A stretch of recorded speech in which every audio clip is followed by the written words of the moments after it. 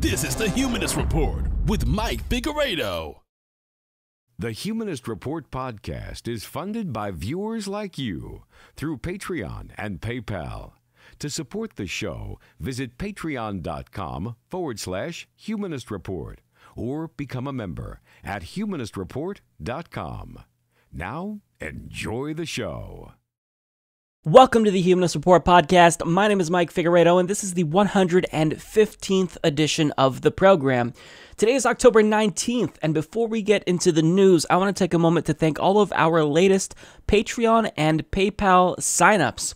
So this week we have Basil Angelopoulos, Buck Smith, Chris Yunke, Dana Fairbanks, Jacob Kobide, James Day, Jay Stage, Jean-Luc Ofoff, Jewel Pullen, John Owen, John Turcotti, Kevin Hanley, Marie Crow, Nicholas S. Mojica, Shaista Sheik, and Yvonne Jones. So thank you so much for your generosity and your kindness and for helping this show to not just survive, but also to thrive.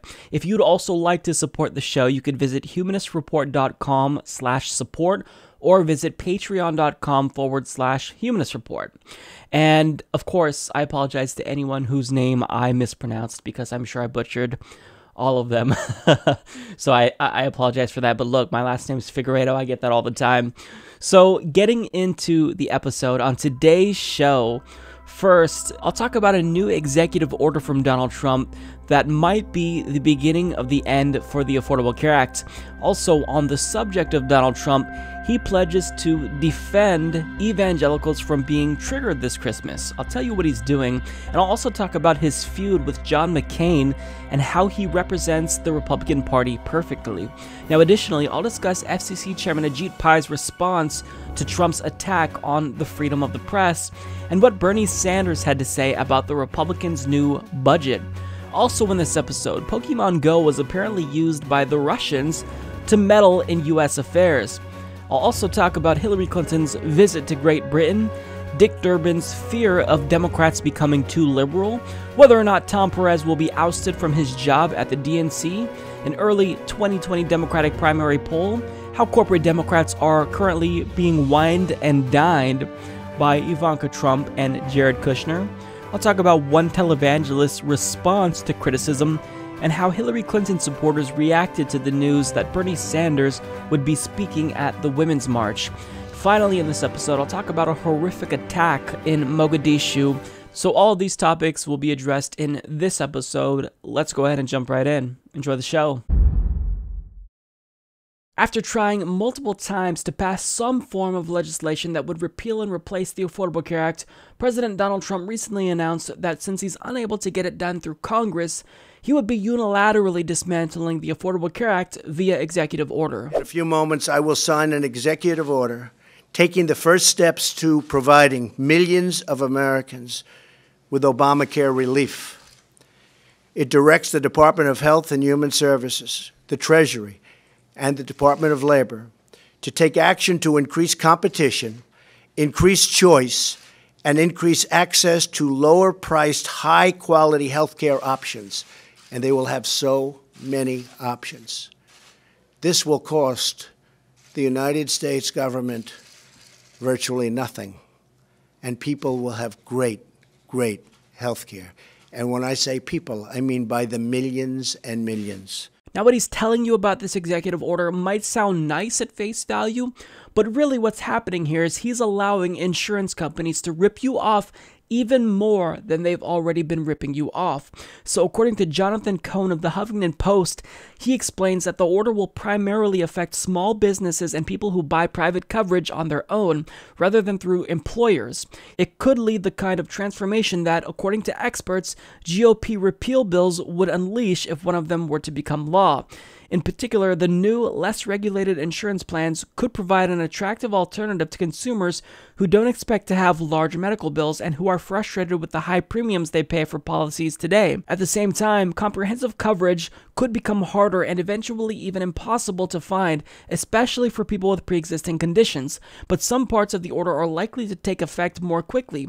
Perhaps the most consequential of those is a decision to end a rule that limited short-term insurance plans to no more than 3 months. The 3-month limit came from the Obama administration, which worried the short-term plans would draw away consumers in relatively good health, causing state insurance markets to split in two. Taken together, the actions that Trump's Thursday order envisions could have precisely that result. And basically, what would have happened if Trump was able to pass some form of repeal and replace bill through Congress, it might just come to fruition with this executive order, because what this order does is it begins chipping away at the Affordable Care Act, and that will have a snowball effect. Because healthcare, it's a very volatile industry.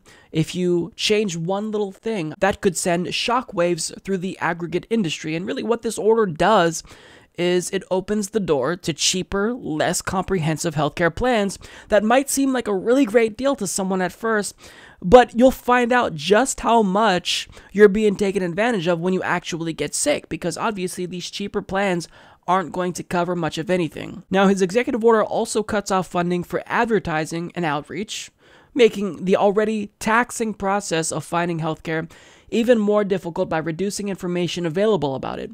So, as someone who criticized President Obama for using executive orders too much, I mean, for something like healthcare that affects 1/6 of the overall U.S. economy, to use an executive order here, it goes against everything he said when Obama was president. But he doesn't care. It doesn't matter if this makes him look like a hypocrite. This is Donald Trump we're talking about here.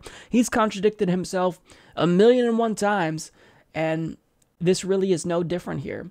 And he has an agenda: repeal the Affordable Care Act so that way he can check off the box and say he did one thing that he promised he would do. Because certainly getting the wall built on the southern border, it's proving to be a lot more difficult practically and logistically than he probably thought when he was running to be president. So if he could at least do this, then he could say, look, I came through on this promise. And I love the wording that he uses. He says that he's offering Obamacare relief.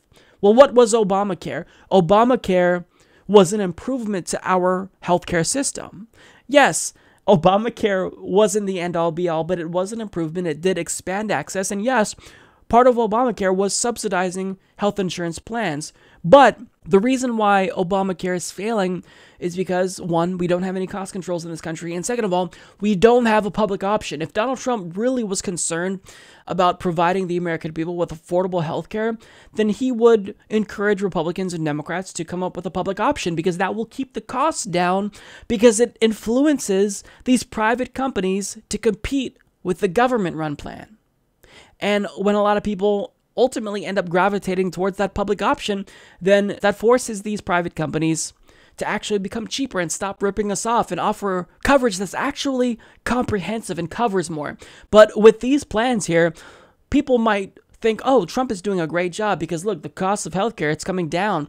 But again, if access to healthcare is all you care about, then sure, this might be a great step for you. But if you really care about taking care of sick people, this will not do that. This is antithetical to that goal. Because just saying that you have healthcare, that means nothing if you actually get sick.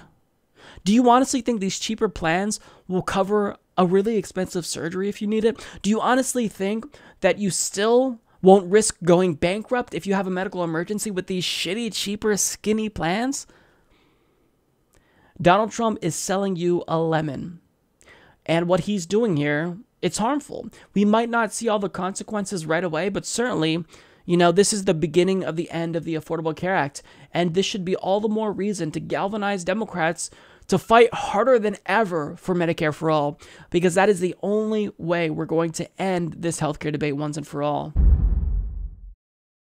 President Donald Trump recently spoke to a crowd of evangelicals at the Value Voters Summit, and they were actually pretty receptive to what he had to say. Now, this is not necessarily the way it's gone for Trump before at the Values Voters Summit, because in 2015, which is, I believe, his first speech there, he was actually booed by some of the attendees, but for whatever reason this time, he seemed to have been able to capture their hearts. And the way he was able to do this is by finally mastering filtering, a political technique that has existed since the dawn of time. He pandered. We are stopping cold the attacks on Judeo-Christian values.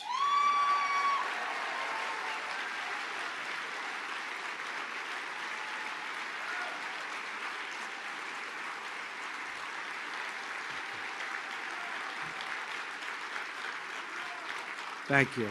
Thank you very much.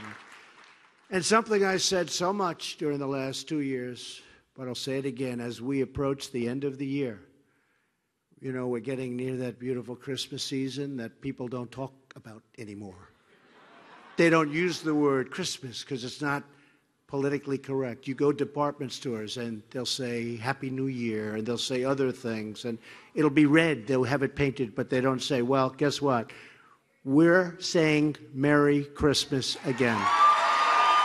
Well, thank God somebody's finally standing up for Christmas. Did you hear the the loudness with which the crowd cheered when he said that? That was amazing to me. But look, Don, you're missing one of the most insidious attacks on Christmas. Starbucks cups. Do you realize that Starbucks wanted to take Christ and Christmas off of their brand new cups? That's why they're just plain red.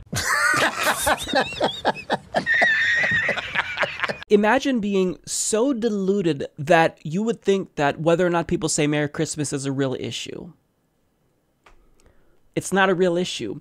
Because you're triggered if people say Happy Holidays, which is technically more correct since we're celebrating multiple holidays, Thanksgiving, Christmas, New Year's, and whatever you celebrate, Hanukkah.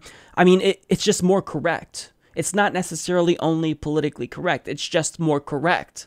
But I mean, to get triggered over somebody saying Happy Holidays instead of Merry Christmas, what are you doing with your life? Clearly, you're neglecting some real issues that are actually affecting people. This affects no one with the exception of you and your feelings. But first of all, I mean, needless to say, this obviously isn't enforceable. The president cannot compel people to say Merry Christmas instead of Happy Holidays. And furthermore, this just really shows you how out of touch Donald Trump really is, because he said here, we're getting near the beautiful Christmas season that people don't want to talk about anymore. Is that so? Is that really so? Because I don't know what universe you're living in, Donald Trump, because my department store that's near me, they're already putting out Christmas decorations. In fact, they started putting it out in early September.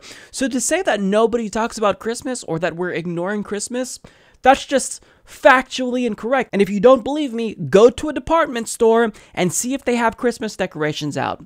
I guarantee you that if they don't have them out already, they're at least clearing spots for them now.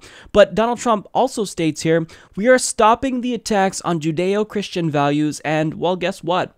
We're saying Merry Christmas again. Well, first of all, this assumes that Judeo-Christian values are under attack in this country, which they're not. But even if they were, isn't this inadvertently insulting to evangelicals? Because Trump is reducing the totality of their religion down to a fight about how we greet each other during the holiday season. That's really what he thinks you care about. I mean, if you're a Christian, don't you care about more important things? If so, wouldn't you be insulted by Trump's obvious ignorance about your religion? I mean, you would think that that's the case, but apparently it's not the case, because when he said, you know, well, guess what? We're saying Merry Christmas again, the crowd cheered. We're saying Merry Christmas again.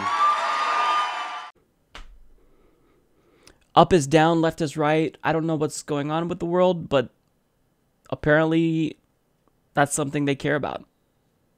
Now, as someone who's worked in retail for years and years and years, I was never told by any of my employers to say Happy Holidays specifically and not say Merry Christmas.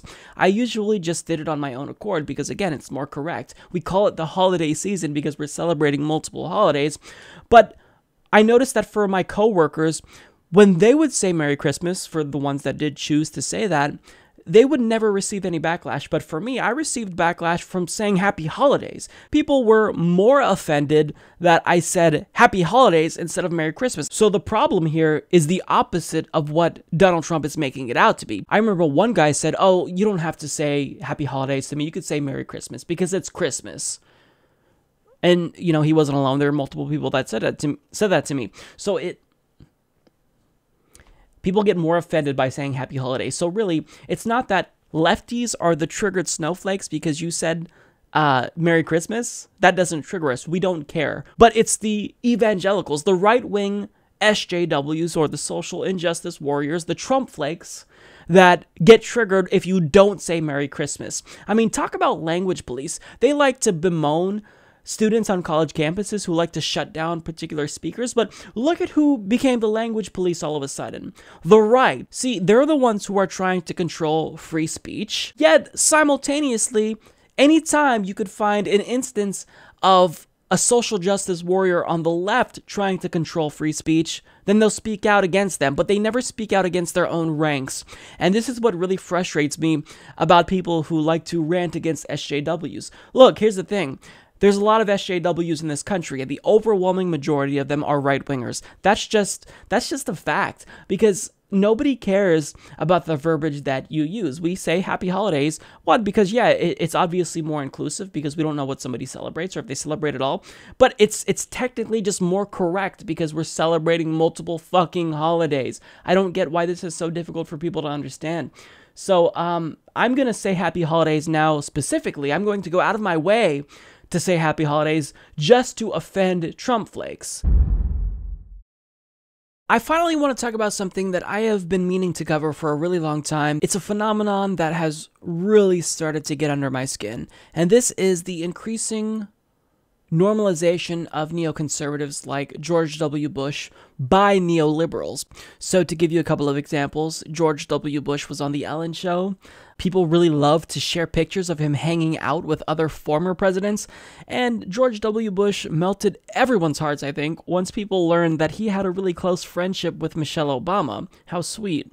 Now, even in the world of memes, people really seem to have a newfangled appreciation for George W. Bush. So really, it seems as though now that we have Donald Trump, well, when you juxtapose Trump with Bush, I mean, the choice is clear. Isn't George W. Bush preferable? No! God, please, no! No! So, when you look at it that way, neoliberals are trying to rehabilitate George W. Bush's image, and they're doing this as a means of criticizing Donald Trump indirectly. Because if we like George W. Bush again, when everyone hated him before, then that goes to show you just how bad Donald Trump really is. But the problem with this is in trying to criticize Donald Trump by normalizing someone like George W. Bush, you are propping up and legitimizing a warmonger who has the blood of hundreds of thousands of innocent lives on his hands.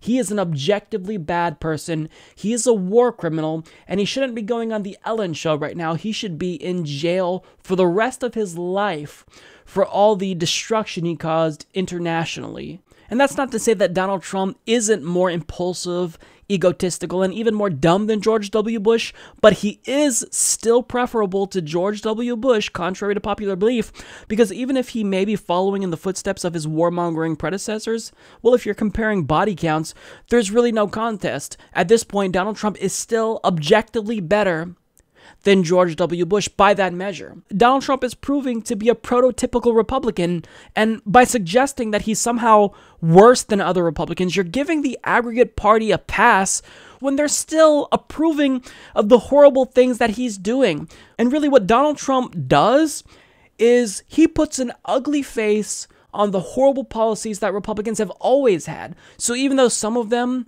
might like to pretend as though they're outraged by his tweets, well, Donald Trump, he is externalizing the demons that already existed in the Republican Party, and they don't like facing their demons.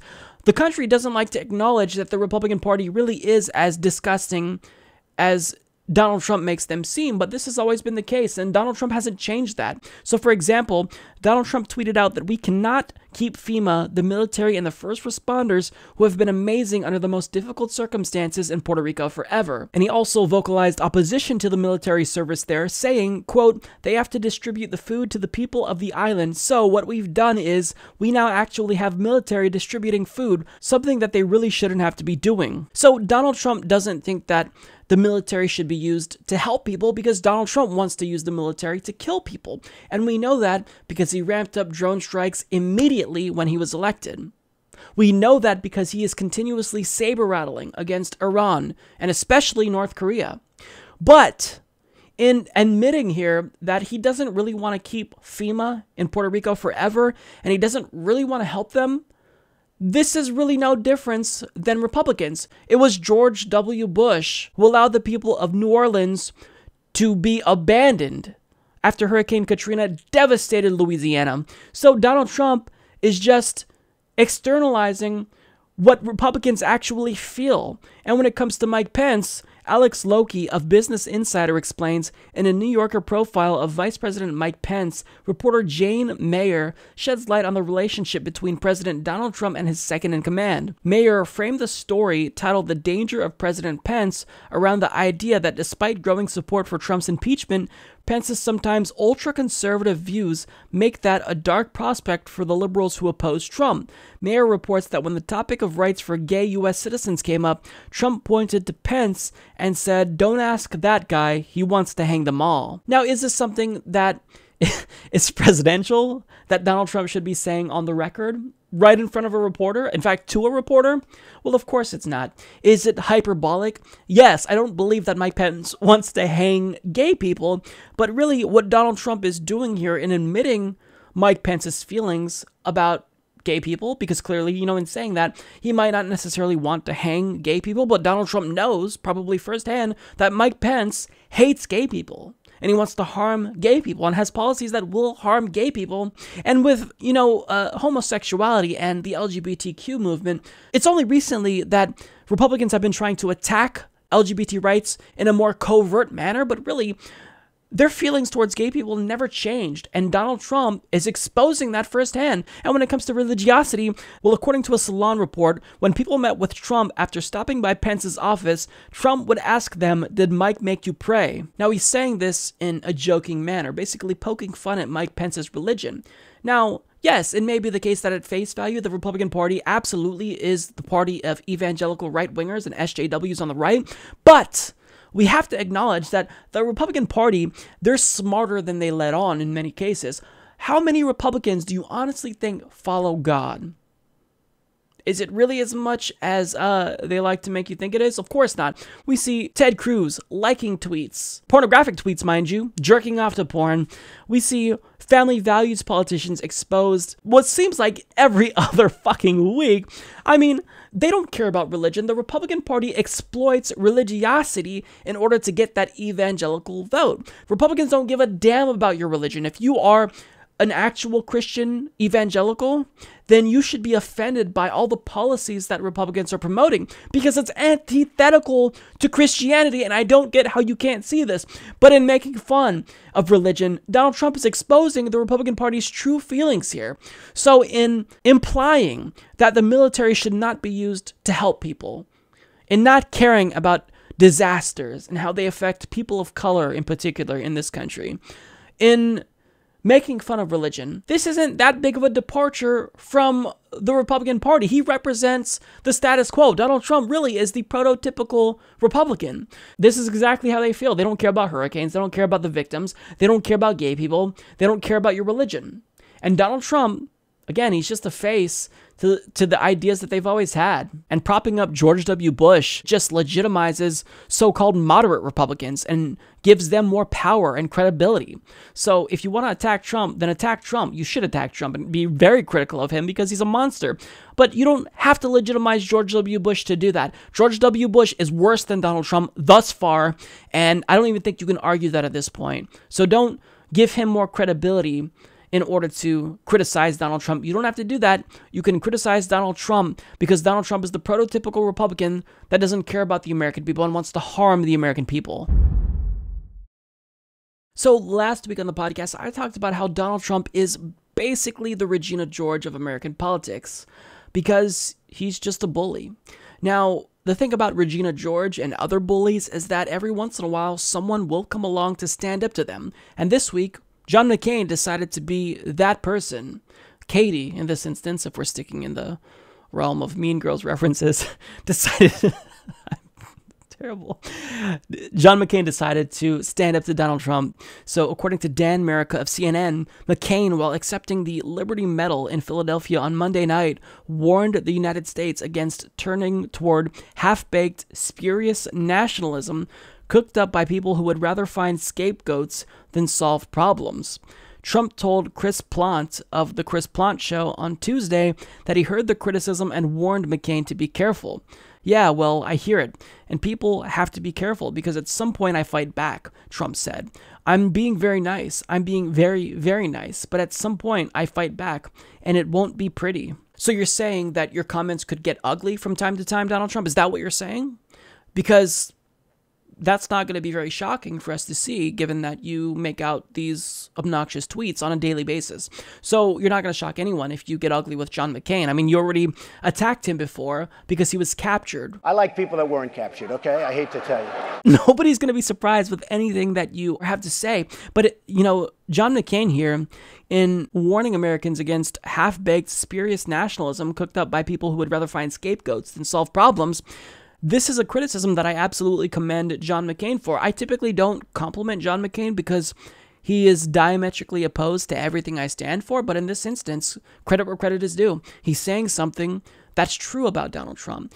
Now, again, I'm talking about Republican infighting because this is incredibly important. Not only does it handicap Donald Trump's ability to pass the Republican Party's harmful agenda, but this really gives liberals the opportunity to push our agenda while Republicans are distracted by infighting. And another reason why this is important is because right now, Republicans, they not only hold all branches of government, but they have an advantage over the left in general. Because, let's face it, the left is clearly divided. The Democratic Party, is completely divided. You have the neoliberals in the center, and then progressives on the left, and we're constantly butting heads with each other. Now, even though this is a battle we have to have, I mean, we've got to hash out our differences, we've got to change the direction of the Democratic Party, regardless, of what's necessary on this side.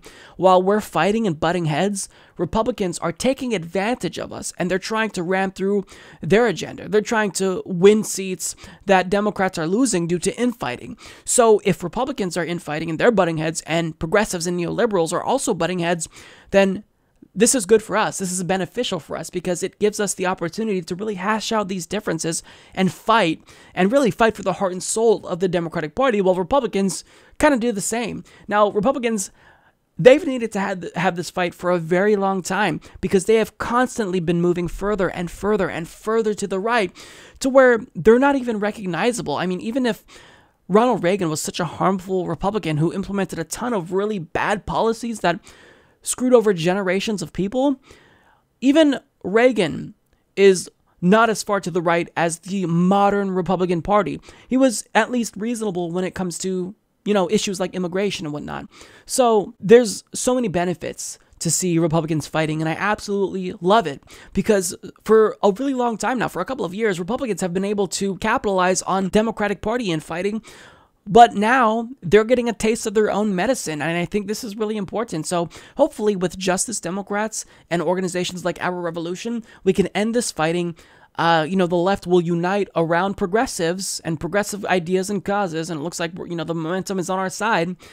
Hopefully, it'll be our turn to take back the power we lost due to neoliberals destroying the Democratic Party. So look, let the Republicans fight. This is great for us, and I'm going to cover it because, Donald Trump, whenever he makes a fool of himself, I feel compelled to cover it because he deserves nothing less. Last week, NBC News released a terrifying, albeit completely believable report about how Donald Trump wants to increase the United States nuclear arsenal tenfold.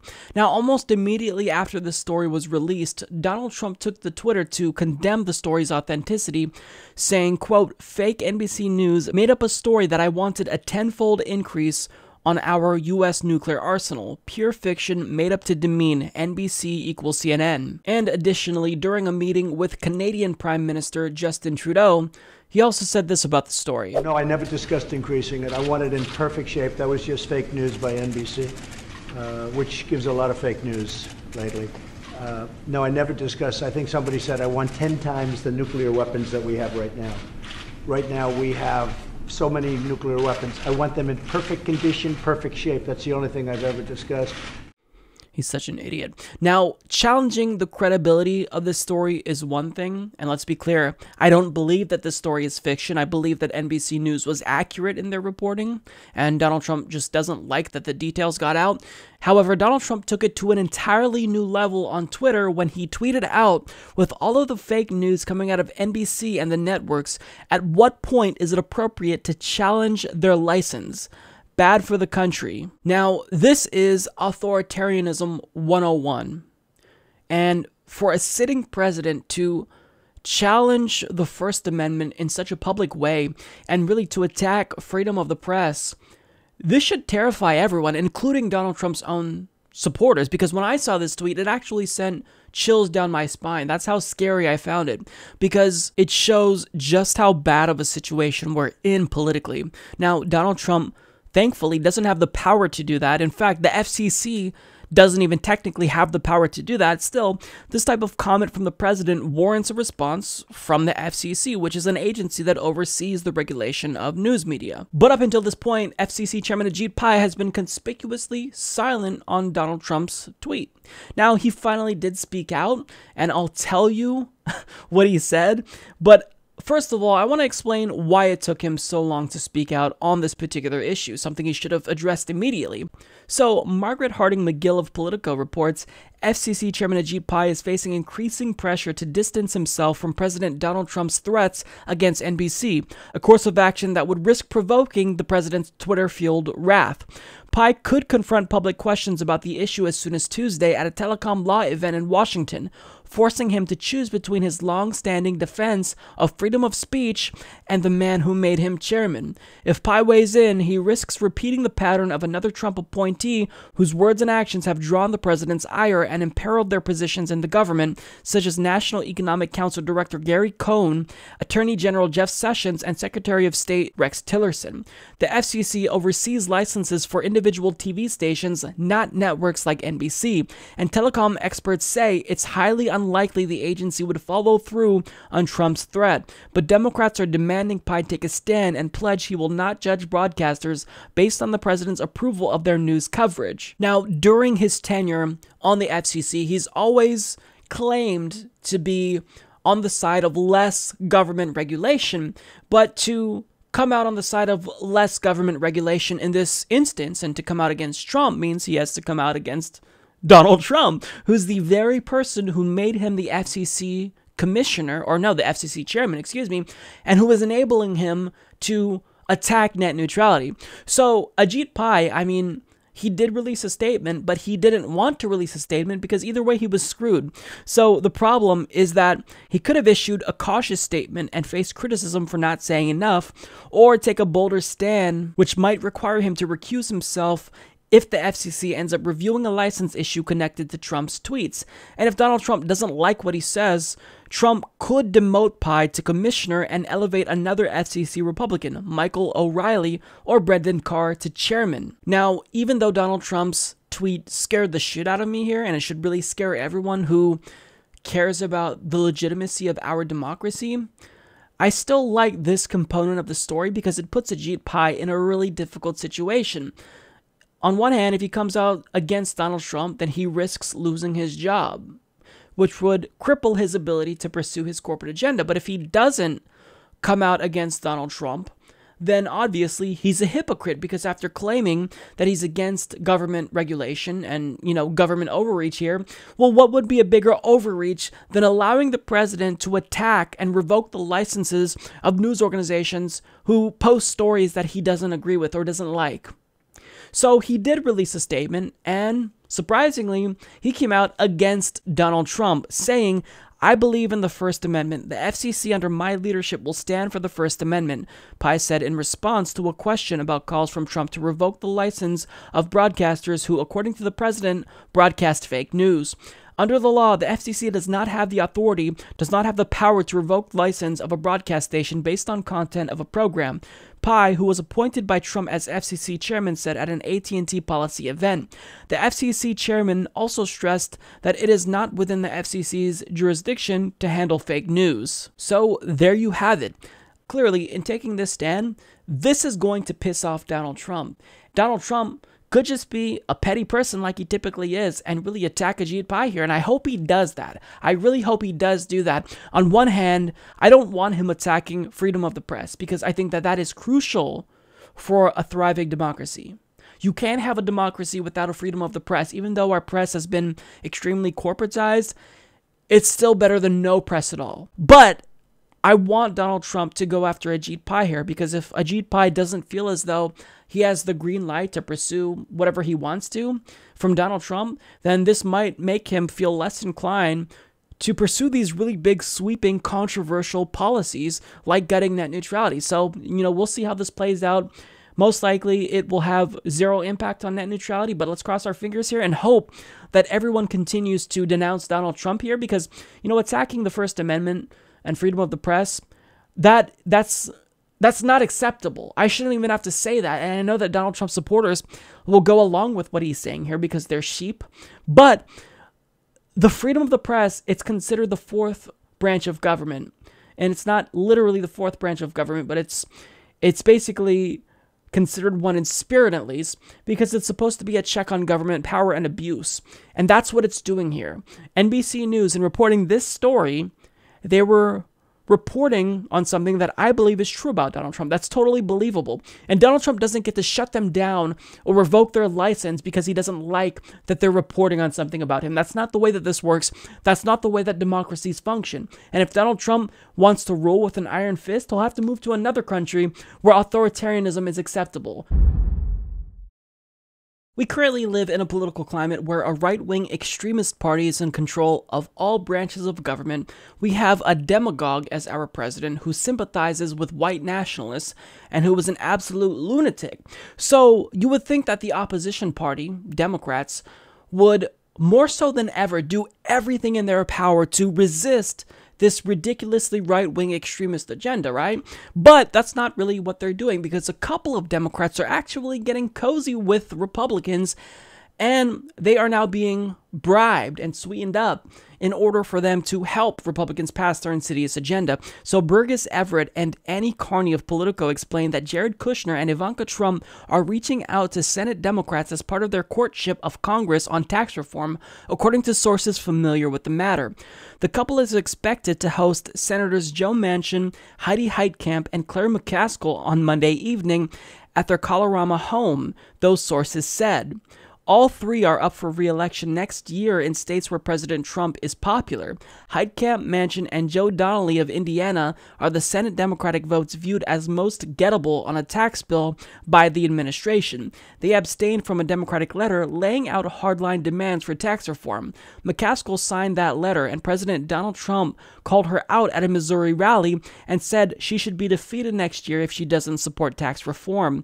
Without Democratic votes, Senate Republicans can lose only 2 votes and pass tax reform, but both Manchin and Heitkamp seem open to the administration's outreach, and both have appeared with President Trump in recent weeks. Now, this isn't the first time that Heidi Heitkamp has allowed Republicans to wine and dine her, because she was actually taken on a private jet with Donald Trump to talk about, tax reform. So this is what the resistance is doing. This is what so-called Democrats are doing. They're getting cozy with Republicans, and they're allowing Republicans to butter them up and bribe them so that way they can pass tax cuts for the rich. This is the resistance. And you wonder why Democrats are wiped out at every single level of government, even if the Republican Party is so extreme. It's because you have given your base nothing to vote for. Why would they come out and vote for you if you're going to do the exact same thing that Republicans do? It makes no sense. Why go along with a rogue administration that is hurting the American people, that only wants to cut his own taxes and taxes for his rich friends and family? Why would you go along with that when you know it's contrary to what the Democratic Party is supposed to represent. I mean, why not just change your party affiliation at this point? Joe Manchin, I think he sides more with Republicans and Donald Trump than any other Democrat. He sides more with Republicans than some Republicans probably. There are articles on 538 saying, you know, progressives would be dumb to launch a primary challenge against people like Joe Manchin because you run the risk of being too liberal and flipping that seat to a Republican.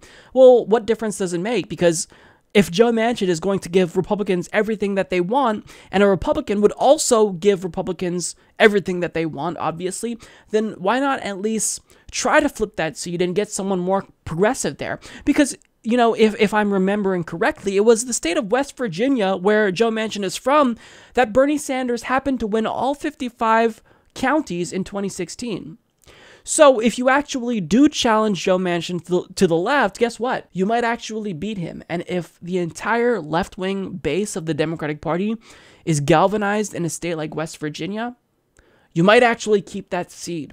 But with the way that Joe Manchin is going, you know, I don't think that he believes he has to change in order to win. Even though he's pissed off all of the lefties in West Virginia, he thinks that he needs to move further to the right in order to win re-election in 2018, when that's the complete opposite strategy that you should be employing right now. Look, if you are in one of these pro-Trump red states, you need your base more than ever. And if you honestly think that you can court enough moderates, so-called moderates, to make up for the voters that you're losing on the left, well, why don't you talk to Hillary Clinton and see how that went for her when she tried that strategy in 2016? They're incapable of learning their lesson, and this makes me so angry. And look, yes, it is the case that Democrats are still better than Republicans, objectively speaking, if you're a progressive. But the reason why I rail against Democrats who are getting cozy with Donald Trump, you know, Ivanka and Jared specifically, is because if you're a Democrat, then you obviously, with that title, you are claiming to stand up for working values. That's what the Democratic Party name, at least, you know, used to mean, or it should mean. So we should expect better from the party who claims to stand up for the working class, but that's not what we're getting in these milquetoast Democrats like Claire McCaskill, Joe Manchin, and Heidi Heitkamp. They're basically Democrats in name only. So we need to let them know that siding with Donald Trump on tax reform is not acceptable. So Joe Manchin's Washington, D.C. office number is 202-224-3954. Heidi Heitkamp's number is 202-224-2043. And Claire McCaskill's number is 202-224-6154. If you have one of these individuals as your senator, give them a call immediately and let them know that you don't approve of them cozying up with Republicans. They should be resisting Republicans and their harmful right-wing agenda. Dick Durbin is the second highest ranking Democrat in the Senate, and he has a message for all of us progressives in 2020. If we become too liberal, if the party moves too far to the left, then that might hand Donald Trump another victory in 2020. So in other words, he's encouraging the Democratic Party to double down on the same strategy that was conducive to a Donald Trump victory in the first place. They are incapable of learning their lesson, but let's hear him out. So according to Andrew Kaczynski of CNN, he reports that the Illinois senator was asked on a local Chicago radio program about comments made by Democratic Representative Cheri Bustos, which the host characterized as a warning to fellow Democrats that if the party becomes too liberal, they would give Trump another term.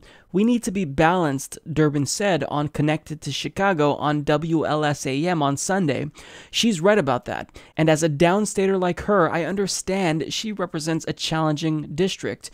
We don't give up on our values, but we better be sensitive too that there are people with more moderate views and people who may disagree with some parts of the Democratic platform as they are presented. We've got to be open to that possibility.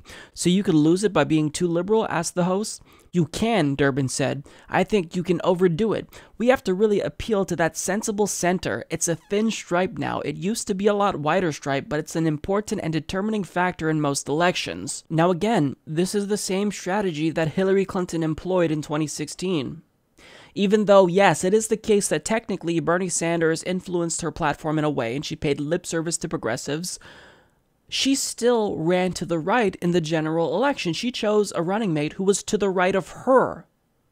So Hillary Clinton, what she did was she tried to appeal to moderates, and that didn't work out for her. And see, the problem is that Dick Durbin conceptualizes the 2016 election in a way in which Hillary Clinton was too liberal to appeal to moderate voters, but in actuality, Hillary Clinton was too conservative to appeal to left-wing voters, and this demoralized her own base, who opted to stay home overall. So the problem is that Democrats always assume that you have your core base no matter what, but in moving to the right to compete with the Republican Party's insanity, they've abandoned a lot of core voters because they've just become too conservative for progressives to support anymore. They don't appeal to left-wingers. So in abandoning the left-wingers, they're unable to make up the voters they're losing by courting moderate voters, or so-called moderate voters. At this point, they're just right-wingers. Because we're polarized. This middle to center ground, with the way that the Overton window has shifted so far to the right in this country, there are no moderates anymore. When you appeal to so-called moderates, you're just appealing to right-wingers at this point. And right-wingers don't like you. This is why Democrats have been wiped out at all levels of government across the country. You have to make sure that you acknowledge that you're not going to appeal to moderates, but you need to court one group of voters you abandoned, left-wingers, progressives. So in saying that Democrats can lose in 2020 by becoming too liberal, that's the opposite. If you don't move back to the left and reclaim the voters you lost, then yes, you will hand Donald Trump another victory. And to me, that sounds unfathomable at this point because he's so unpopular.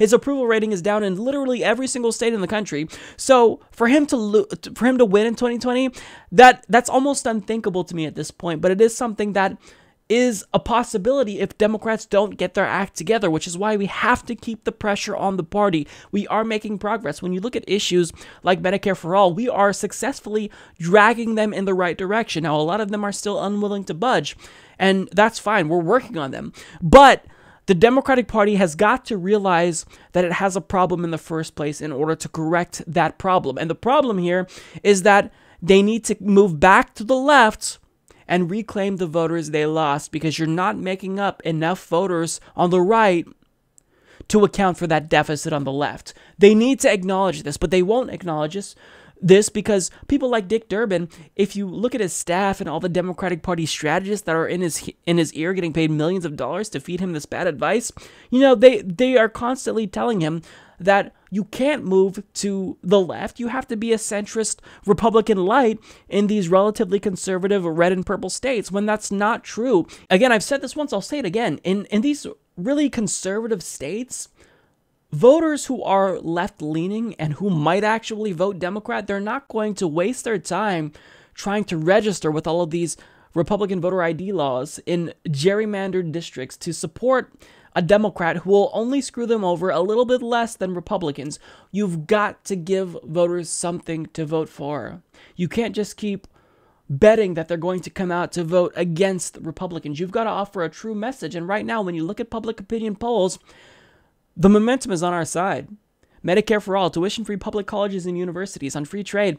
The American people are on the side of progressives. So read a poll for once and realize that you have the wrong strategy. And this should be really apparent by now because you keep losing. But some Democrats like Dick Durbin will never learn their lesson. And the fact that he is the second highest ranking Democrat in the Senate, that's really scary to me. Because if you are in a leadership position, or maybe in a leadership position, in the coming years, then you need to be hypersensitive to what voters want, and particularly what your own base wants. But Dick Durbin is not that. So this really hasn't been a good week for Tom Perez. Actually, it hasn't been a very good year for Tom Perez, because even though he was pushed into a cushy new job as DNC chairman, he's really unable to make a lot of friends here, because not only is he facing criticism from DNC members now, but he's been under continuous scrutiny by progressives like myself, because I don't believe that he actually cares about working Americans. I think he is there to do the bidding of the Democratic Party's donors. And something he did this week demonstrated that. So, according to Jason Rode of Paste magazine, Tom Perez, the chair of the Democratic National Committee, has appointed Atlanta native Dan Halpern to the finance committee of the party.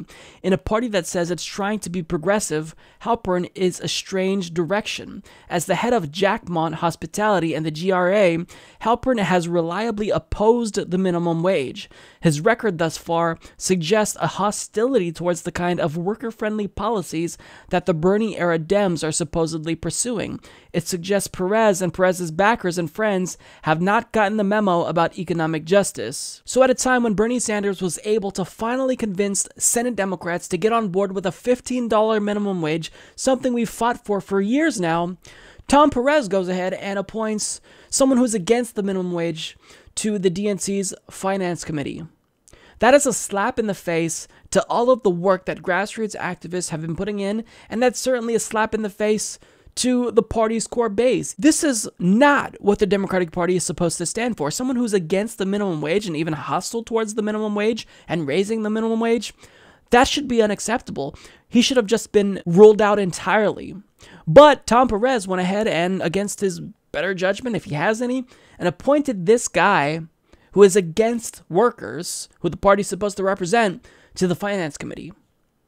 So that's bad. But it got even worse for Tom Perez because as the DNC chairman of a party that claims to stand up for disadvantaged minorities, including the LGBT community, Rosie Eftham of Blue Jersey reports Babs Cyperstein was kicked off the DNC by chair Tom Perez. Babs has been the highest-ranking out transgender person in the Democratic Party, an advocate here and nationally for gay and lesbian people, and especially for trans people. It has become her life's mission, and she's done it within the Democratic Party. So now, to be fair to Tom Perez, we don't have a reason as to why he decided to kick out Babs, but the optics don't look good. I mean, for a party that constantly talks about the need for descriptive representation, that is, to get more diversity into powerful positions, this is something that you probably shouldn't do. It doesn't look good because we know that Babs did not vote for Tom Perez. She actually voted for Keith Ellison to be the DNC chair. So again, we don't have an answer to this. We don't have a statement from Tom Perez or Babs, but the optics don't look good. And just to abruptly fire the highest ranking transgender member of the DNC is very troubling. So these are things that Tom Perez is doing to piss off progressives, but progressives aren't the only ones frustrated with Tom Perez because he's actually starting to rub some DNC members the wrong way as well. So according to Amy Parnes of The Hill, she reports that as the party undergoes a facelift after last year's disastrous election, some DNC members and fundraisers say Perez hasn't done enough to improve fundraising or build enthusiasm since taking the helm in February. A lot of us feel like there's nothing exciting, nothing invigorating coming from that building, and particularly from Tom Perez, said one top Democratic bundler who complained that the DNC chairman didn't even coordinate the first meeting for fundraisers until several weeks ago. I've never heard from him, not once, the bundler said. If you want to show strength, you personally reach out to all of the big fundraisers. So to have a Democratic Party bundler, or in other words, a big donor, come out and criticize Tom Perez for not kissing his ass enough, well, at face value, that might make Tom Perez seem more endearing to progressives, but that's not actually the case. This really is a case of incompetence because Tom Perez has made it very clear that he's doing everything to reach out to big dollar donors. In fact, right when he was elected, we all remember they voted down a ban on lobbyist contributions to the DNC, and Tom Perez recently spoke out about doing a better job at fundraising for the Democratic Party, i.e. making them more dependent on big dollar donors. But he's not shunning donors as one might think in order to raise money exclusively through grassroots causes. He is just not very good at raising money because he's not good at this job. He doesn't really have any political experience doing this, which is why someone like Keith Ellison was obviously preferable, because even if Keith Ellison wouldn't be good at attracting high-dollar donors for the party, Keith Ellison has a lot of grassroots momentum. And being the DNC chairman, I mean, part of your job is to raise money. In fact, I would argue that that is the entirety of your job, and Keith Ellison would obviously be better than Tom Perez because he has momentum behind him. People believe in him. Now, of course, I still think that Sam Ronan would have been the best DNC chair, but he's moved on. Sam Ronan is running for Congress now, but Keith Ellison is someone who I think could actually make a difference as the DNC chairman. So here's what I think should happen. I think that Tom Perez, clearly, he's not doing a very good job. He is pissing off everyone. He's not making inroads with progressives. He's even pissing off a lot of the DNC insiders. I think he needs to step down and allow his deputy DNC chairman, Keith Ellison, to take over for him, because Keith Ellison actually would move the party in a more progressive direction. Is Keith Ellison perfect? No. I don't agree with him on foreign policy. But on domestic economic issues, Keith Ellison is just like Bernie Sanders, and I think that would be a much-needed improvement for a party that desperately needs to reform and reach out to the working class. They also criticized him for taking a teaching job after arguing that this is a full-time gig. So all around, he's taking hits from all angles. The left, the center left, the donor class, and it doesn't look very good. And a couple of months ago, I predicted that if he doesn't turn things around very soon, there's probably going to be calls for him to resign. And every day it's looking more and more like that's going to be the case. And that's good for progressives. If Tom Perez resigns, no matter the reason, we get Keith Ellison, presumably, since he is the deputy DNC chairman. It's a position that was created for Keith Ellison by Tom Perez. So presumably, if Tom Perez quits, then Keith Ellison takes over, right? So this would be good for all of us. Let's let Keith Ellison have a chance, because I think he'd do a lot better job than Tom Perez. Leaders of the Women's March recently announced that Bernie Sanders would be one of 42 speakers at an upcoming event.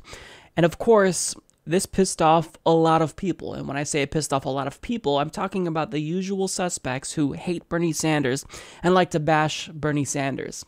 I'm talking about Clintonistas. So according to Vanessa Williams of the Boston Globe, she writes that leaders of the Women's March apologized Saturday for the hurt and confusion among women who disagreed with the decision to have Vermont Senator Bernie Sanders speak on the opening night of its first national convention.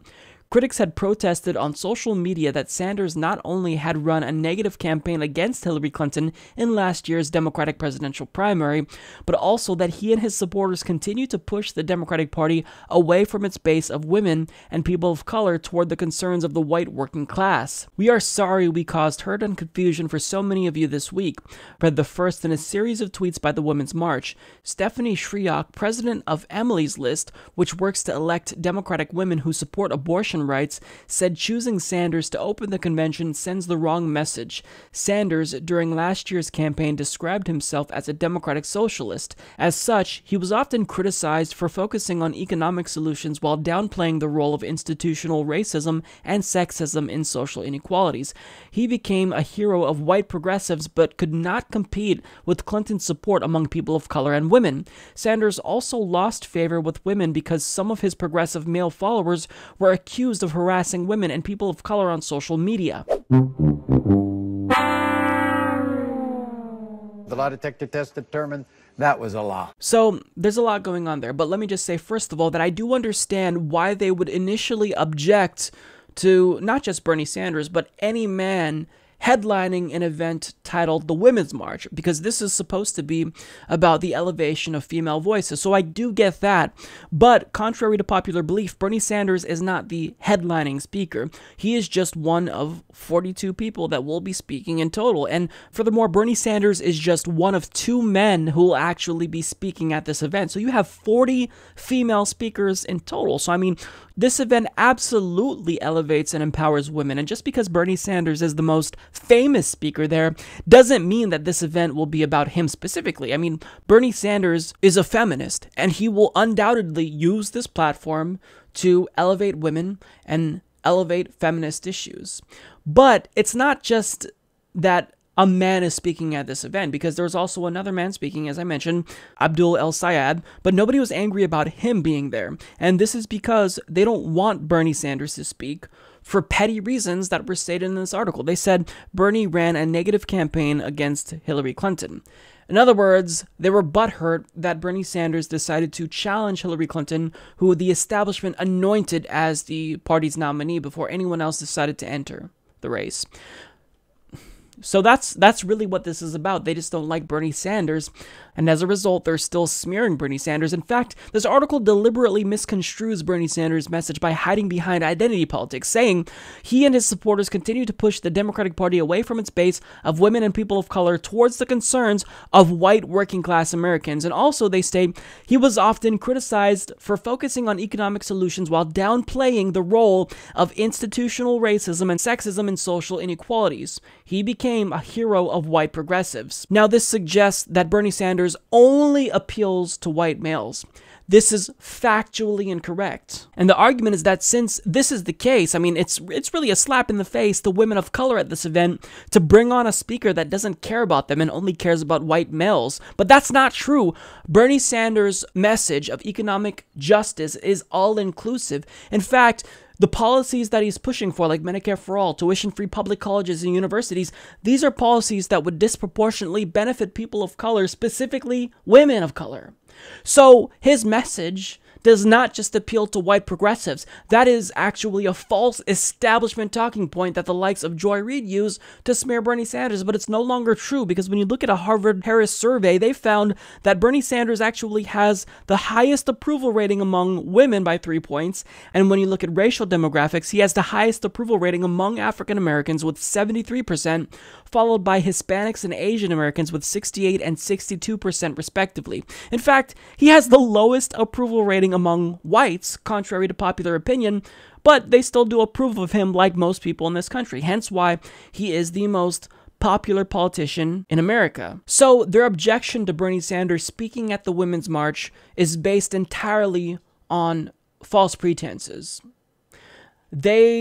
And when I say they, I mean Clintonistas and neoliberals specifically have tried to co-opt the Women's March and make it about Hillary Clinton and make it about them. But really, the Women's March is an all-inclusive event. It's for the entire left and center left. I mean, some of the speakers are Nina Turner, Winnie Wong, Nomiki Konst. This is an event for progressive women as well as center-left women. It's for all women, really.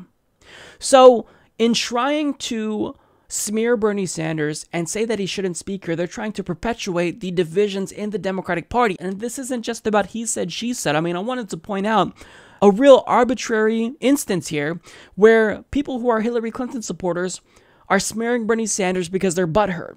Well, get over it. He's the most popular politician in the country, and one poll showed that he is the favorite in 2020. Now, I know it's still early, but if you truly want to defeat Donald Trump and actually defeat Republicans in 2018 and 2020, this has got to stop. It's divisive. If you're going to attack Bernie Sanders, do it for substantive policy-based reasons. You know, I get it if you don't like his take on foreign policy sometimes, and that sometimes he's a little bit too pro-Israel to the detriment of Palestine. I think that his free college plan should also take care of those of us who already have a massive amount of debt. I mean, there are legitimate reasons to criticize Bernie Sanders. This is not one of them. So Bernie Sanders will not be the main event. Just because he's the most famous speaker doesn't mean that he is the main event here. He's just one of 42 speakers. And the goal here is to elevate women and women's issues. And Bernie Sanders is going to obviously do that. So, I mean, I just don't see how the left can ever come together if we have people smearing Bernie Sanders for the most ridiculous reasons ever that are just not true. Hillary Clinton was recently in Wales to accept an honorary doctorate from Swansea University, and they were recognizing her, quote, commitment to promoting the rights of families and children around the world. Apparently, they didn't get the memo about her vote for the Iraq War, but nonetheless, you know, she was there, they were honoring her, and the reception that she received was probably pretty surprising to her because when she first arrived at Swansea, she actually was met with a lot of boos. Now, it didn't stop there for Hillary Clinton because she was also confronted by a student of Swansea University who told her exactly what she needed to hear. Excellent. Okay, guys, thank you. Bernie would have won. Only you could lose to Trump.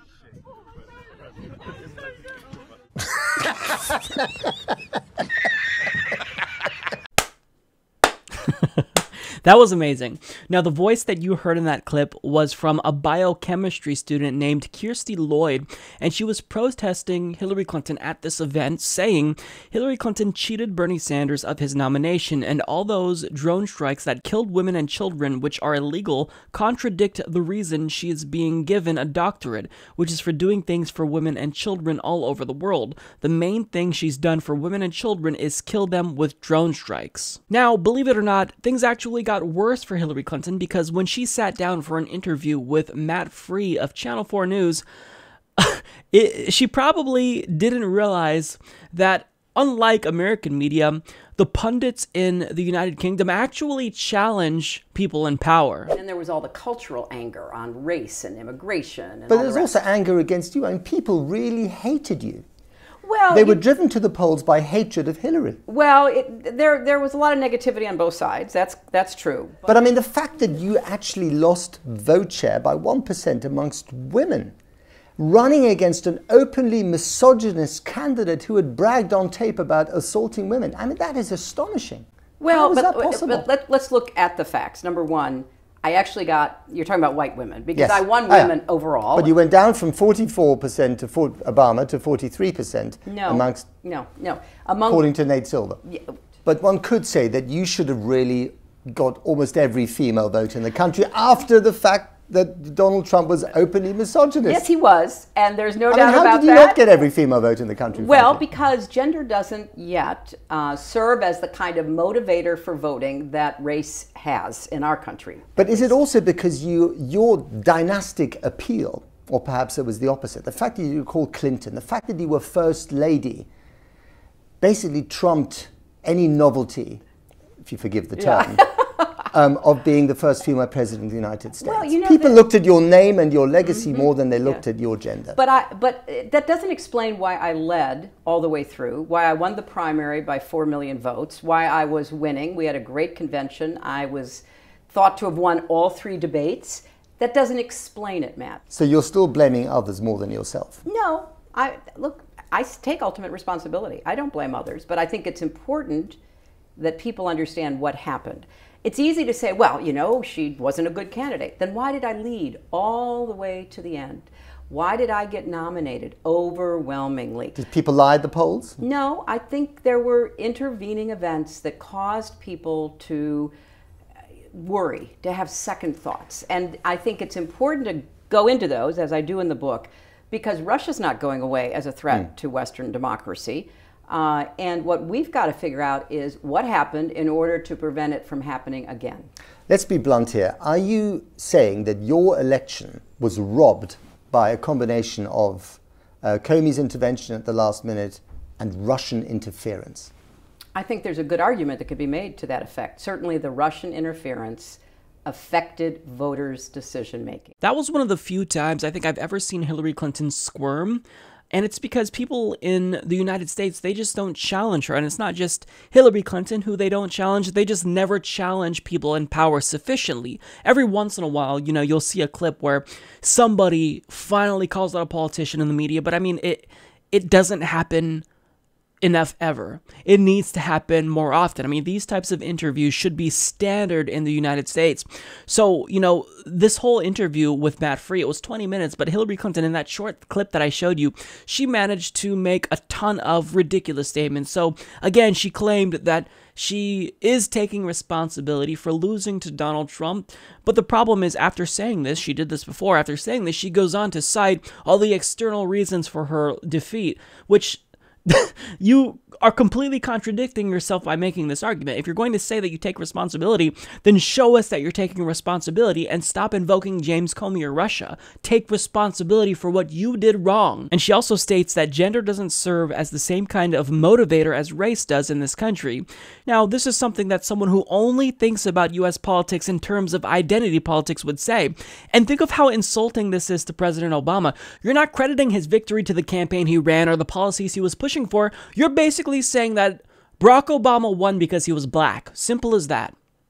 Well, that's wrong and it's insulting. Now, she goes on to say more ridiculous things that she usually says, but it's really nice to see because here we have, a political pundit that was actually challenging her. You lost to some extent then because you were the establishment candidate in an era of insurrection.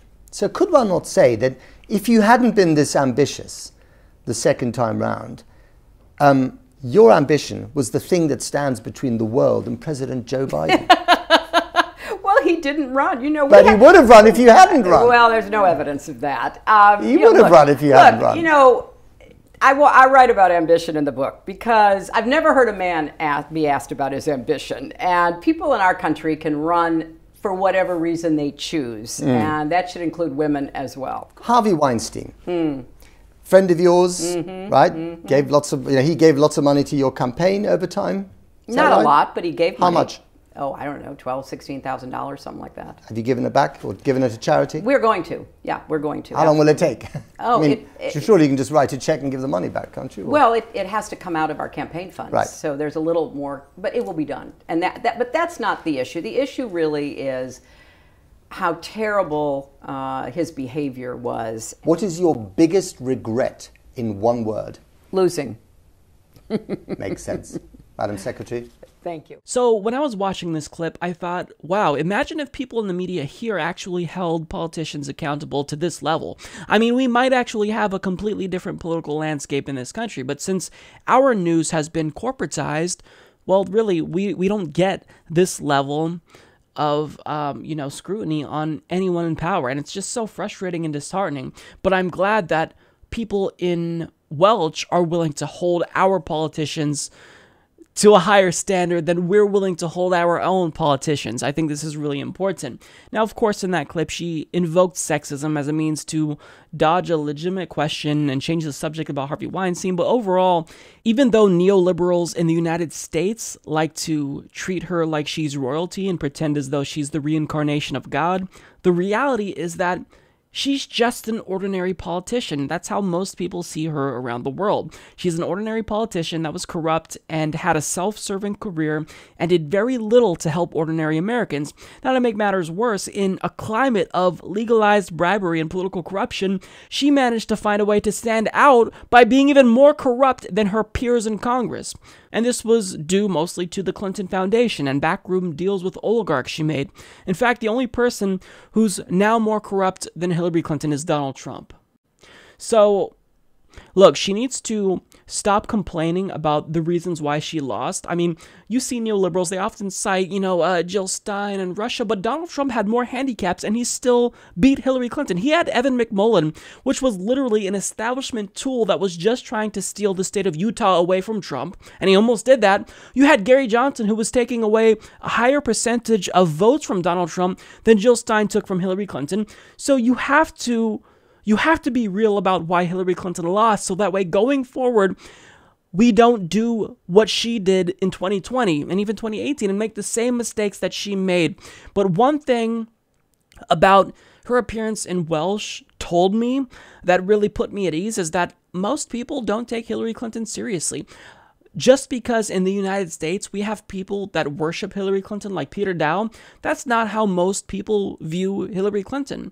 They look at her as an ordinary politician that's just as sleazy as everyone else in Washington, D.C. And even though some people here might idolize her, that's not the case around the world. So that tells us that we, as progressives, we're on the right side of history. We have the more compelling argument, and we're offering people around the world the winning view of politics, which is why we don't see Hillary Clinton's popping up around the world, but we do see figures like Bernie Sanders popping up around the world, like Jeremy Corbyn.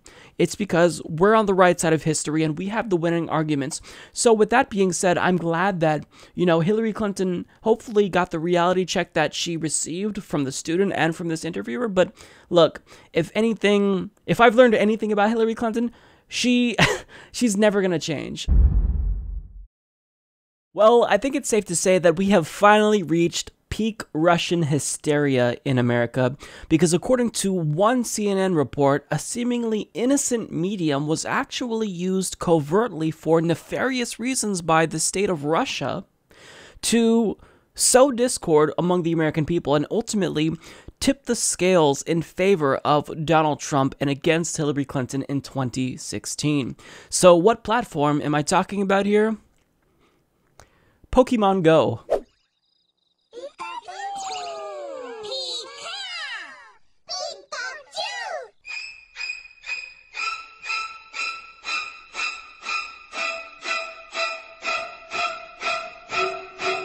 Donald J. Trump will become the 45th president of the United States. Now, I assure you that this is not satirical. This is actually a real report from CNN titled "Exclusive: Even Pokémon Go Used by Extensive Russian-Linked Meddling Effort."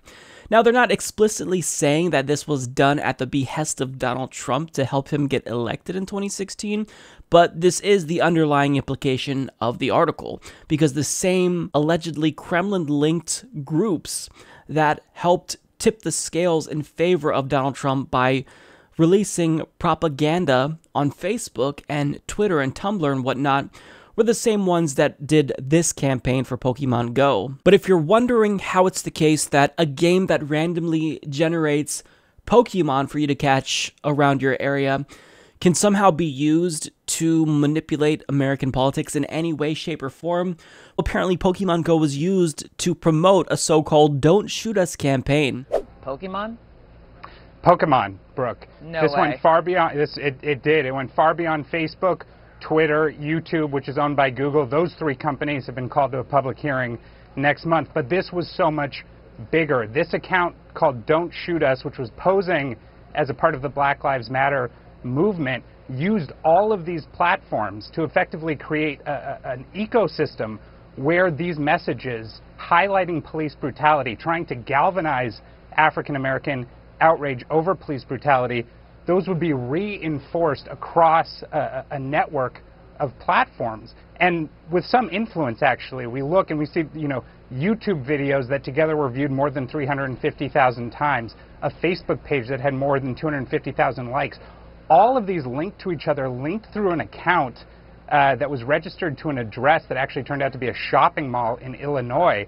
That Tumblr page promoted a Pokémon Go competition where if you went to sites where there had been alleged incidents of police brutality and you named your Pokemon after those victims, for instance, naming Pikachu Eric Gardner, if you won that competition, this promotion suggested, you might win a free Amazon Prime card.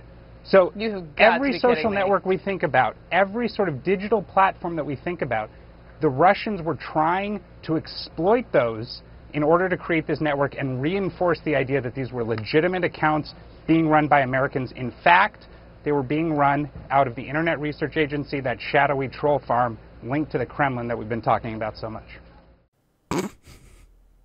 Now, something tells me that the CNN host there wasn't really buying his argument too much, but, I can empathize with her because I didn't necessarily understand what he was trying to say there as well, because his argument didn't make sense. Because Pokemon Go, to suggest that you can use this app for purposes of social engineering means that you don't understand what the app is about. You fundamentally misunderstand what Pokemon Go is about. It's a game. You can't use it that way. It's impossible. But he lays out his argument a little bit more clearer in the article. So they argue the campaign titled "Don't Shoot Us" offers new insights into how Russian agents created a broad online ecosystem where divisive political messages were reinforced across multiple platforms, amplifying a campaign that appears to have been run from one source, the shadowy Kremlin-linked troll farm known as the Internet Research Agency. The "Don't Shoot Us" campaign, the title of which may have referenced the "Hands Up, Don't Shoot" slogan that became popular in the wake of the shooting of Michael Brown, used these platforms to highlight incidents of alleged police brutality with what may have been the dual goal of galvanizing African Americans to protest and encouraging other Americans to view black activism as a rising threat.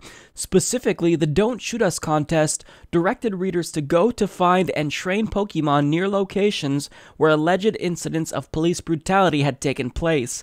Users were instructed to give their Pokemon names corresponding with those of the victims. CNN has not found any evidence that any Pokémon Go users attempted to enter the contest. You don't say. Now, CNN provides us with an image as to how Pokémon Go was used. Now, as you can see, it says, play Pokémon Go and win Amazon gift cards. So if you rename one of your Pokemon to one of the names of a victim of police brutality, and then head to a Pokemon gym and become the new leader of said gym, and if that gym is near a crime scene, mind you, and once people actually see that you renamed your Hypno to Eric Garner, well, then congratulations, you just became an unwitting agent for the Russian government by spreading awareness about police brutality. That's their argument. So here's what this tells me. Russia does a better job at spreading awareness about Black Lives Matter than our own American government does. That's what this tells me. Also, the underlying assumption in this article is inherently problematic because it suggests that to spread awareness about police brutality and state-sanctioned violence against people of color, that's somehow wrong, that it's divisive. When, if it's divisive, then that just really demonstrates the need to spread awareness about police brutality, because people don't realize that when you look at African Americans and Native Americans, they are killed by police at an alarming rate in comparison to their white counterparts. So the fact that you would even suggest that this is divisive is, I think, offensive to me. And this finding here, I think, is completely benign. It makes no difference in American politics. It made no difference in the 2016 election. In fact, the only way Pokemon Go had any influence on the 2016 election would have been indirectly, and it would have been because of this clip. I don't know who created Pokemon Go, but I'm trying to figure out how we get them to have Pokemon go to the polls.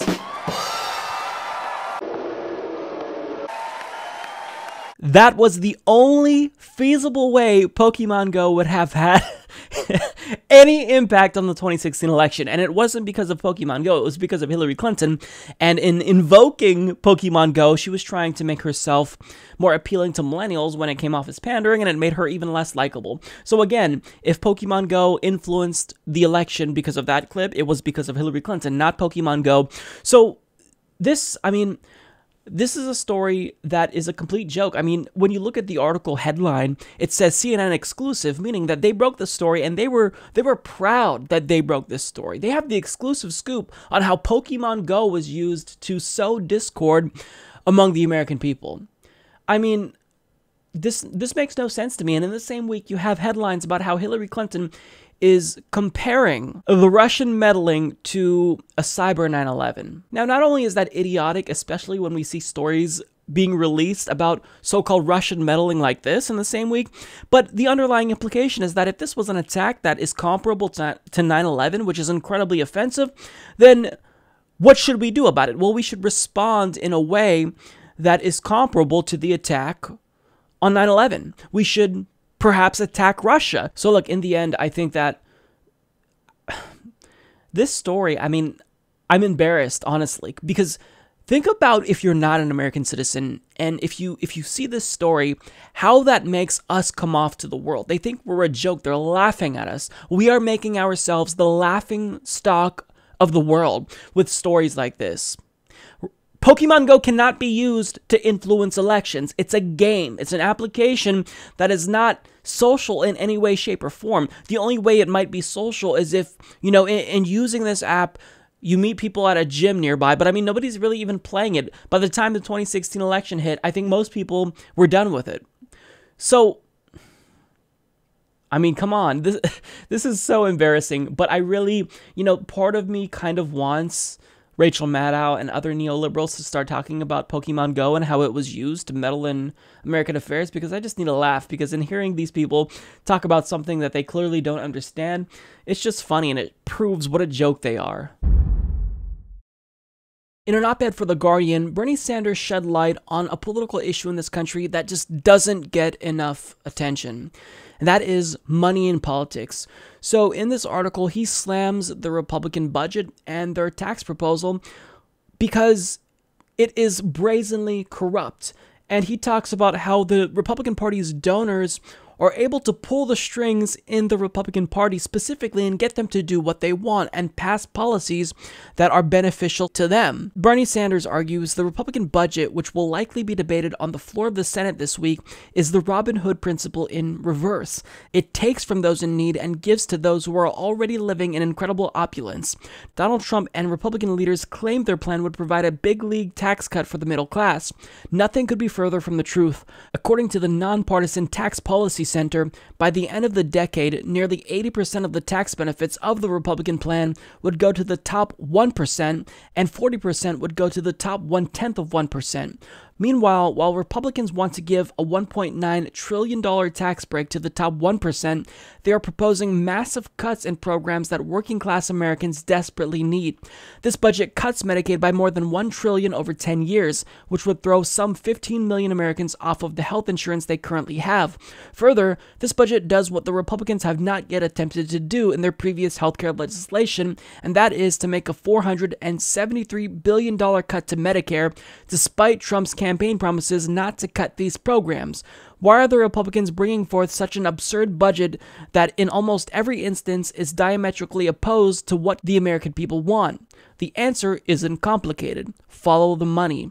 Today, we have a corrupt campaign finance system that enables multi-billionaires, along with some of the most powerful CEOs in America, to contribute many hundreds of millions of dollars to elect Republican candidates to represent their views.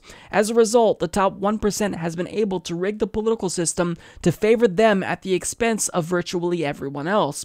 Here are just a few examples. The Republican budget would give the richest family in America, the Walton family of Walmart, a tax cut of up to $52 billion by repealing the estate tax, a tax that only applies to multimillionaires and billionaires. But if you are a lower-income senior citizen, you and over 700,000 other families may not be able to keep your home warm in the winter because of a cut of about $4 billion to the Low-Income Home Energy Assistance Program.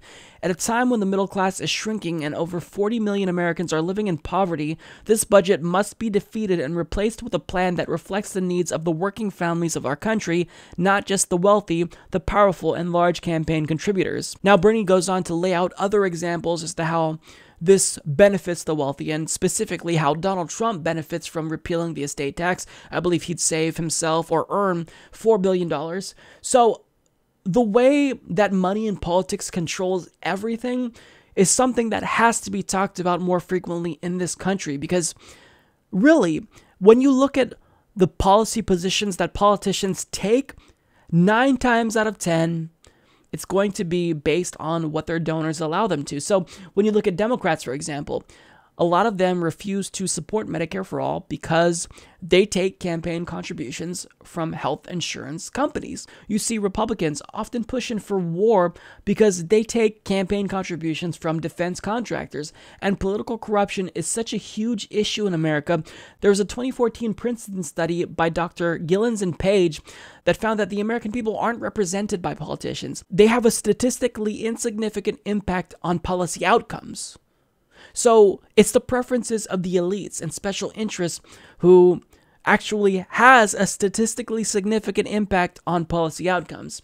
And when you live in a country like that, you're not living in a democracy any longer. It's an oligarchy. So we've got to take our country back from oligarchy, and I think that we have to start by really tying all of these issues to money in politics, because corruption is a huge issue in this country. And Bernie Sanders is probably the one politician that's actually speaking out about this particular issue and it's saying follow the money. I think that's a really powerful statement for a sitting senator to make, especially the most popular senator in the country. I want to take a moment to talk about a new poll released by Zogby Analytics. And if you are a burner and you're still feeling the burn in 2017, then this is a poll that I think is particularly important for you. So when you look at this poll, it's about the 2020 Democratic primaries. And as you will see here, Bernie Sanders is currently leading with 28%. And then in second place, we have Not Sure being the second highest option. In third, we have Joe Biden with 17%, Elizabeth Warren with 12%, Mark Zuckerberg with 7%, which is embarrassingly high. We have Kamala Harris with 6%, Kirsten Gillibrand with 3%, Andrew Cuomo with 3%, Amy Klobuchar with 1%, and also Terry McAuliffe with 1% as well. Now, this is very early, so we are not able to really take anything away from this other than the fact that this is just a gauge of where the country is at right now. But when I saw this poll, initially I was glad to see that Bernie Sanders is currently in the lead. But these types of polls, I think, can become problematic because it gives progressives this false sense of security. It tells us that we really don't have to fight very hard in 2020 because Bernie Sanders is already leading. He's the most popular politician in the country. He has the most name recognition now, aside from Joe Biden. So really, I don't have to work that hard.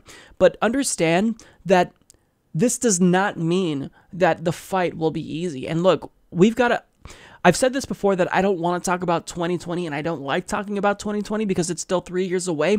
But if we really want to win and defeat Donald Trump in 2020, then progressives have got to hit the ground running.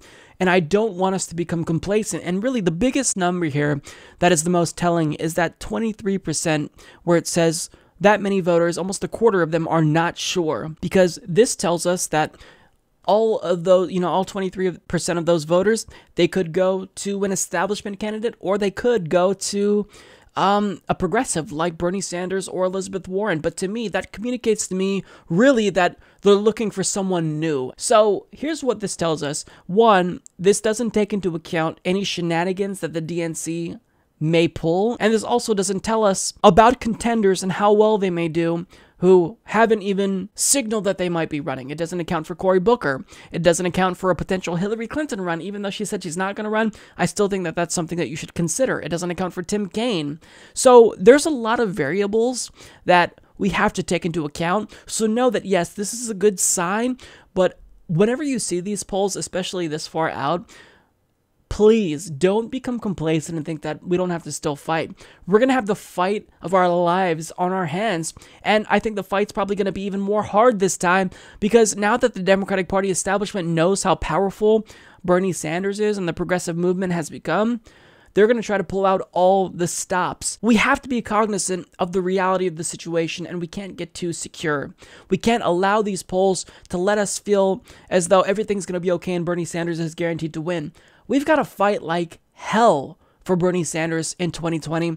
And currently what we can do is show strength by promoting progressive policies like Medicare for all, like net neutrality, like tuition-free public colleges and universities. Because if we promote these ideas that Bernie Sanders will inevitably run with in 2020, if we could boost their popularity by just having a conversation about it and spreading the word about it, that makes us all the more powerful. So these polls, yes, they're a good sign at the current state of affairs in American politics, but anything can happen, times can change, and we have to not become complacent because of polls like this. So yes, it is good news, and I want to share this with you because I want you, for once, to feel optimistic when you finish watching a Humanist Report video. I know that's really rare, but understand that in no way am I trying to let you know that we're secure here, and progressives have this in the bag come 2020 or even 2018. If we ever want to be successful and actually take power and really take control of 2/3 of Congress, which is the ultimate goal, so we could just push through any agenda we want, this is what we've got to do. We've got to continuously fight. We are never going to be able to just sit back and have all of our policies that we want codified into law. It's always going to be a consistent battle because what we stand for, it's antithetical to what the industry that bankrolls politicians stands for. They don't like our agenda, so we're never going to have it easy. So we always have to fight, and that's really the main takeaway here. So understand that this is good news, but it doesn't mean we don't fight.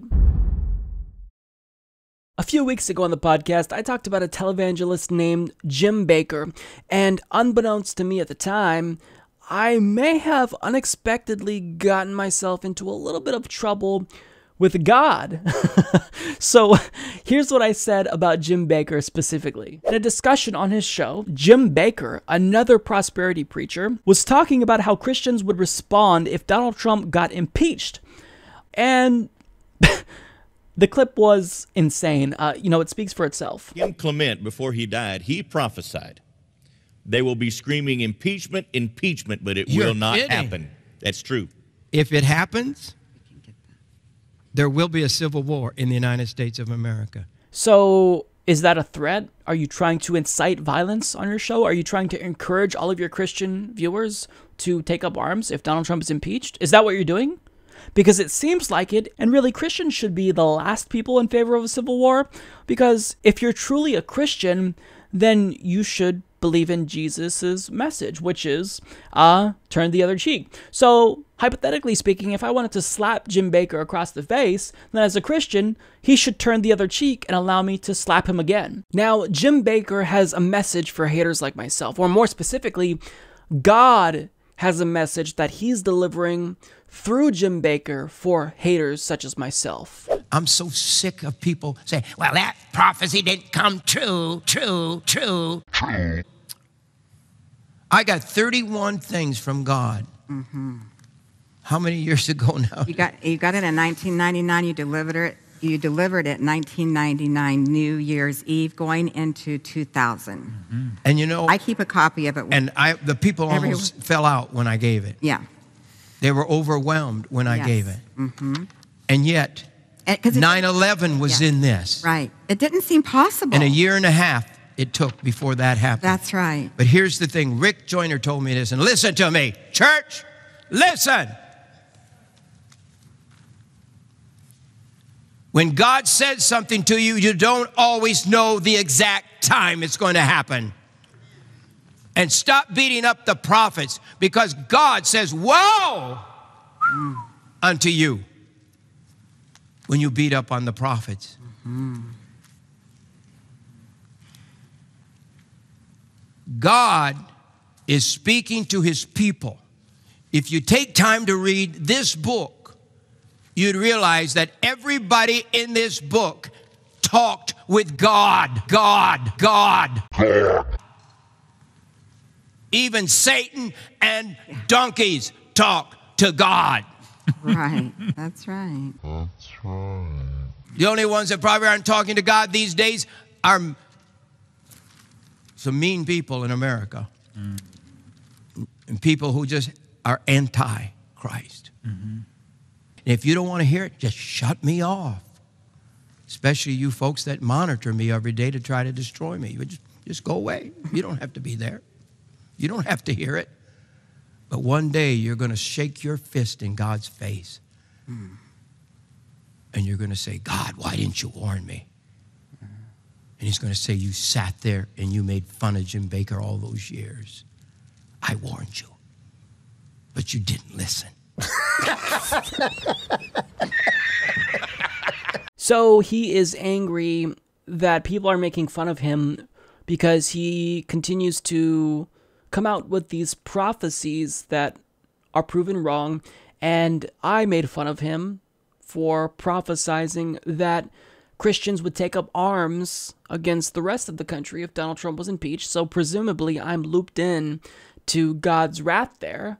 And I'll read his quote again. One day you're going to shake your fist in God's face and say, God, why didn't you warn me? And he's going to say, you sat there and you made fun of Jim Baker all those years. I warned you, but you didn't listen. Imagine feeling so important that you think God, the all-knowing, all-powerful being that created the universe, would come to your defense. Imagine being that narcissistic, right? Well, look, if God exists, which there's no scientific evidence to prove that he does exist, but if he does exist, that's not how that conversation would go. I would imagine it would go something like this. When you get to heaven, Jim, God is going to ask you, well, Jim, I'm wondering why you didn't read Matthew 19:24, which says, I would tell you, again, it is easier for a camel to go through the eye of a needle than for someone who is rich to enter the kingdom of God. Now, seeing that your net worth is $600,000, I think by most ordinary American standards who don't even have $500 in the bank account, that would make you rich. So if you're rich, how do you expect to get into heaven? I mean, that same book that you held up, that was a verse I picked out from that book. So what are you going to say to God, Jim Baker? when you get to heaven, if it exists, which it probably doesn't, it most certainly doesn't because there's no evidence for it, but what are you going to say to God, Jim? Even though, normal, rational thinking people like myself and my viewers will watch Jim Baker and they'll think, man, this guy is crazy. The problem is that there's still a lot of people that think what he's saying is the truth, when really he's a fraud. He is taking advantage of all of his listeners and watchers. He's exploiting them. He's using religion to exploit them for his right-wing agenda and to make himself rich. So, Jim Baker, I think that the only person that is going to have to answer to God, if God does exist, is going to be you. So, I hate to break it to you, Jim, but if God does exist, he doesn't care about you.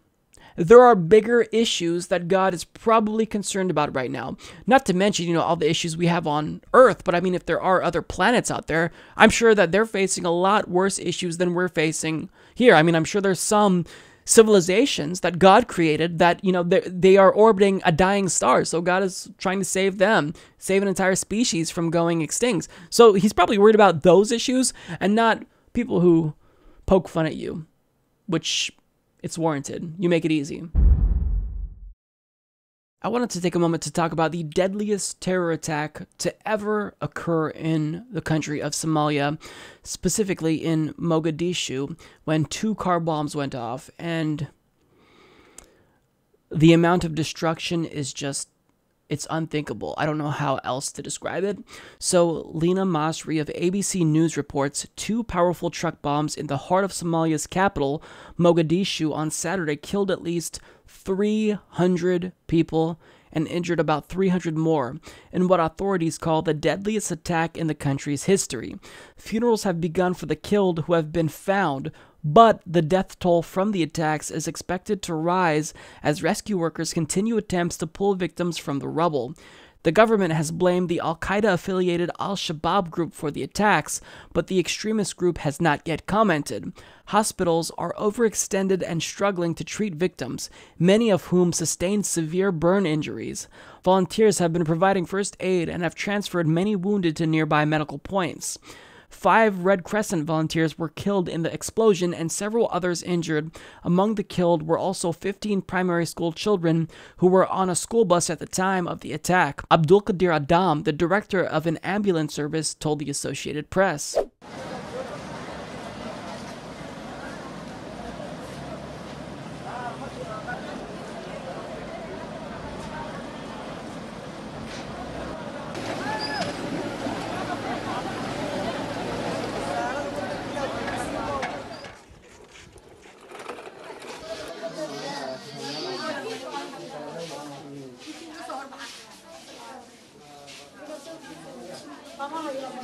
dhibaatooyin badanaa dhacay dad badan oo meedaha la keenay oo cid garan karta aan jirin oo dhuxul noqday oo fara badan dhibaatooyin dhacday.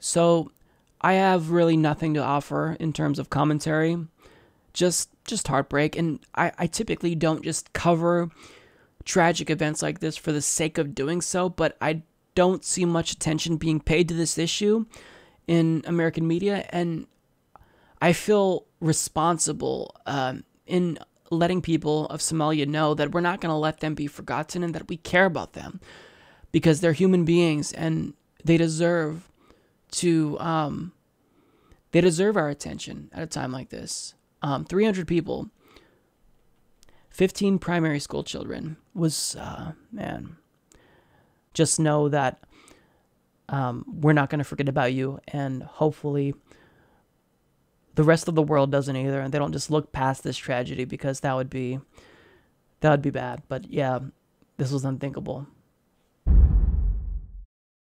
Well, that's all I got for you guys this week on the Humanist Report. Thank you all so much for watching if you've made it this far in the episode, and a special shout out to all of our listeners on iTunes and SoundCloud. I recognize you guys as well, and I want to thank you for listening. So as usual, I want to send a shout out and a thank you to all of our Patreon and PayPal contributors. You guys are you're crucial to the show's existence. So thank you all so much. Yeah, let's wrap up. I'll see you guys next week. Take care.